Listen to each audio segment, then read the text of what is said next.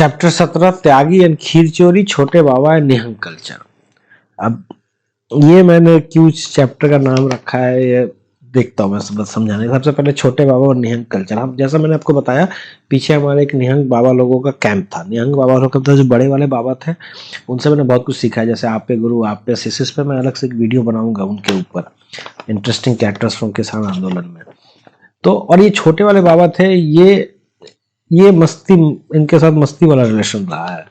काफी समय हमने साथ में गुजारा है उनका। और ये सुबह सुबह 4 बजे ये क्या करते थे, सुबह सुबह 4 बजे गुरुवाणी चला देते थे। और गुरुवाणी ये मैं जो स्पीकर भारत की बात भारत के साथ लेके आ गया था वो बाद में इनके निहंग बाबा के पास ही पड़ा रहता था और उस पर सुबह सुबह गुरुवाणी चलती। तो मुझे बहुत अच्छा भी लगता था क्योंकि मेरा स्पीकर पे गुरुवाणी चला करता था। ठीक है, वो सुबह सुबह 4 बजे गुरुवाणी चल रहा है। ये स्पीकर टूट गया था जब संसद के पास हम प्रदर्शन करने गए थे और वहां पुलिस वालों ने तब वो हमारा स्पीकर ये तोड़ दिया था। खैर, तो ये सुबह सुबह इस पे गुरुवाणी चला करती थी। ठीक है, और उसके कारण ना 4 साढ़े 4 में मेरा भी नींद खुल जाता था क्योंकि बिल्कुल मेरे जहां मैं सोता था उसके बगल में ही निहंग बाबा का वो था और गुरुवाणी चलता था। तो मेरा भी सुबह सुबह नींद खुल जाता था, नहीं खुलता तो ये जगा देते थे मेरे को। ठीक है, उसके बाद ये करते करते ये लोग सुबह सुबह ही नहा लेते थे। सुबह सुबह 5 साढ़े 5 में नहा लेते थे। उसके बाद आकर के ना एक प्रसाद ये लोग बनाते थे, डेग, और फिर शस्त्र पूजा करते थे।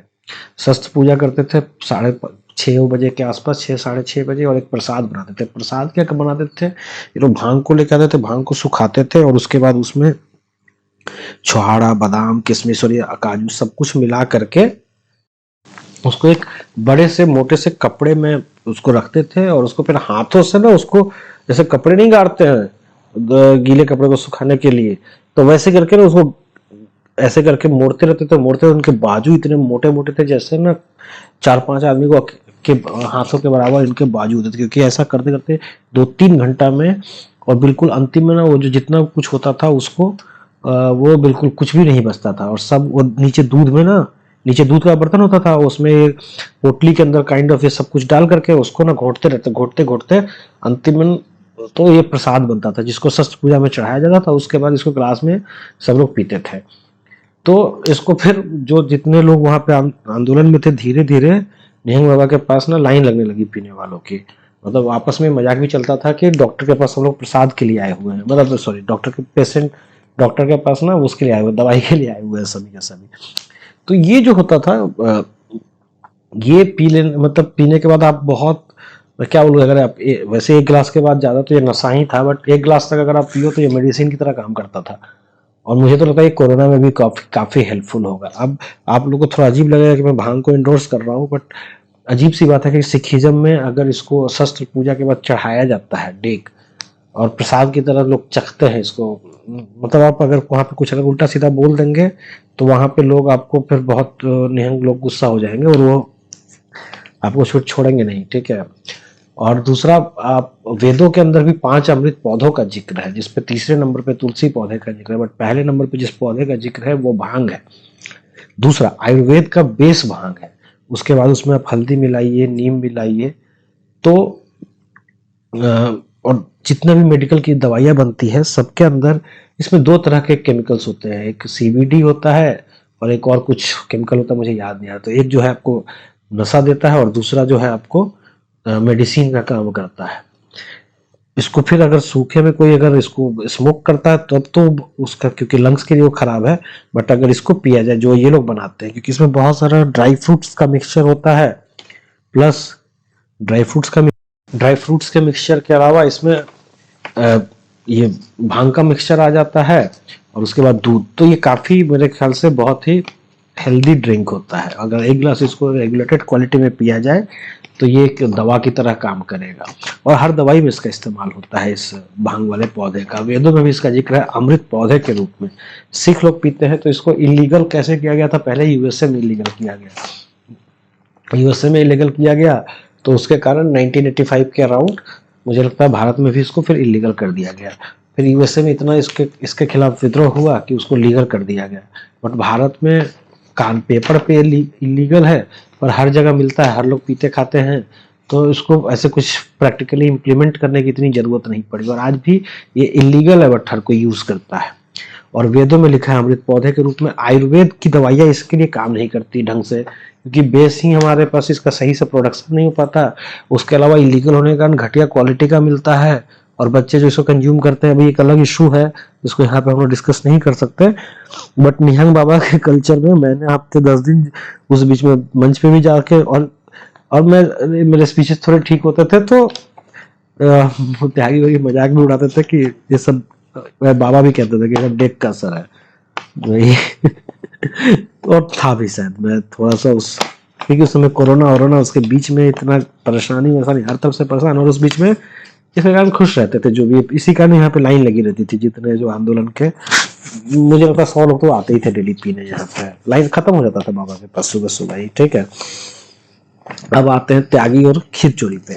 अब त्यागी क्या करता था रात को ना, रात को इसको जैसे खीर शाम में बढ़ता था, मैंने आपको बताया होगा पीछे किसी एपिसोड में। ठीक है, तो ये क्या करता था, ये रात को भी खीर एक आध प्लेट जाके खा लेता था। ठीक है, अब एक दिन रात की बात है, एक दिन मुझे लगता है 12-1-2 बजे की बात है, हम दोनों ऐसे ही घूम रहे थे, नींद आता नहीं था तो भी घूमते रहते थे, तो ये बोला कि चलना चलना, ये एक प्लेट खीर लेके खा चुका था, तो फिर बोला था कि चलना चलना खीर लेके आते हैं।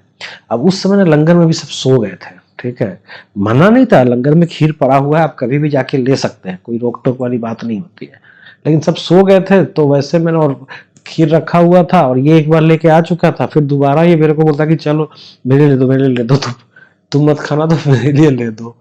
ठीक है, और वहां जाने के बाद क्या करेगा ये, मान लीजिए ऐसे बोल के आपको कहीं पे लेके जाएगा, और जब वहां पे जैसे आप पहुंच जाएंगे ना, तो वहां पे पीछे हट जाएगा और आप आगे हो जाएंगे, तो आप क्या करेंगे, मान लीजिए ऐसे भी, वहां उस समय तो कोई नहीं था, बट ऐसे भी अगर मान लीजिए कि नॉर्मली खीर बट भी रहा है, तो आप बोले चलो चलो चलो साथ में चलो, हम लेंगे, तुम साथ में बस खड़ा रहना, लेकिन जैसे आप वहां पे जाओगे तो ये ना पीछे हट जाएगा और आप ही आगे पड़ जाओगे, तो आप अब वहां से भागोगे या क्या करोगे, तो आप खुद ही मांग लोगे कि ठीक है एक प्लेट हम लोग को भी दे दीजिए। तो ऐसा करके ये वहां पे भी ले गया और फिर पीछे हट गया कि मतलब लंगर में, और रात को 2-2:30 बजे फिर हमने 2-3 प्लेट खीर निकाला, और उस समय लंगर में सब सो रहे थे, और लगभग सभी कोई भी सब भी सो रहे थे, अगर कोई जगह हुआ होता तब वो ऐसा नहीं लगता, बट उस दिन पता नहीं फीलिंग आ रही थी जैसे कि हम खीर की चोरी कर रहे थे। तो इसीलिए इस चैप्टर में हमने त्यागी एंड खीर चोरी रखा है, और इसका एक इम्पोर्टेंट रोल ये भी है कि आगे आगे इससे जोड़ना है, क्योंकि इसके बाद ही तभी सॉल्यूशन ऑफ कोरोना। तो ये छोटे बाबा, निहंग कल्चर और त्यागी एंड खीर चोरी ये चैप्टर हुआ। इसके अलावा स्पीच लर्निंग और लंगर सेवा, ये 4-5, और यही मिला जुला करके, और गर्मी में रोज बाल धोना 3 बार, और गमछा गीला करके लाके उसको सर के ऊपर रखना, इन्हीं 4-5 चीजों के बीच में ना दिन हमारा गुजरा करता था। और शाम को 4-5 बजे बैठ के वो, जब थोड़ा धूप कम हो जाता था और स्पीच वाला खत्म हो जाता था मंच का कार्यक्रम, तो हम लोग बैठ के खीर खाया करते थे। ऐसे ही जब मैं खीर खा रहा था, तभी ये त्यागी ही मुझे लाके एक ऐसा वीडियो दिखाता है, जिसमें वीडियो में ना एक लड़का उसकी माँ के लिए ना सिलेंडर मांग रहा है कुछ पुलिस वालों से, और वो तो अपनी ड्यूटी से मजबूर थे, वो दे नहीं सकते थे, और वो मैंने अभी खीर खाना स्टार्ट ही किया था, जैसे वो वीडियो दिखाता था फिर मेरे से वो खाया भी नहीं गया खीर। और उस दिन के बाद से पता नहीं, उस समय तक कोरोना उस समय तक बढ़ चुका था और चल रहा था सब कुछ मामला, बट ये वीडियो देखने के बाद उस दिन थोड़ा बहुत अजीब सा लगा, और उस दिन के बाद से मैंने फिर कभी भी आंदोलन में खीर नहीं खाया था। तो इसलिए भी ये खीर चोरी का चैप्टर बताना जरूरी मुझे लगा, क्योंकि उसके बाद से मैंने, और इसी के बाद मैंने वो बाबा को भी जाके बोल दिया था कि, क्योंकि मैंने ना देश पे कोई भी प्राकृतिक आपदा है तो उसके लिए एक सॉल्यूशन ऑलरेडी बनाया हुआ था, कोरोना नहीं कुछ भी, मैंने जैसा आपको बताया कि मैं अपने ही कुछ सॉल्यूशन पे, क्रांति पे काम कर रहा था, तो उस पर मैंने बनाया हुआ था। तो अब मुझे लगा कि उसको सॉल्यूशन को बना करके, क्योंकि कोरोना उस समय बहुत तेजी से फैल रहा था, और उसके 1-2-4-5 दिनों के अंदर ही एक और चीज आपको बताना चाहूंगा कि सौरभ के घर में भी एक घटना हो गई, तो उसको भी जाना पड़ गया, और मेरे घर में भी 1-2 घटना हो गई, तो इसके 1-2-3 दिन के अंतराल में ही, और उसके बाद से फिर मैं कोरोना के सॉल्यूशन पे काम करने लगा, और लगता है 5-6 दिन के अंदर मैंने फिर वो कोरोना का सॉल्यूशन का आर्टिकल लिख के उसका फिर ऑडियो रिकॉर्ड करके अपने चैनल पे डाल दिया, और चैनल पे डाल दिया। ये मैं अगले एपिसोड में आपको बताता हूँ फिर उसका क्या हुआ, सॉल्यूशन ऑफ कोरोना। ये फिलहाल ये चैप्टर एंड करते हैं, चैप्टर 17 त्यागी एंड खीर चोरी एंड छोटे बाबा एंड निहंग कल्चर।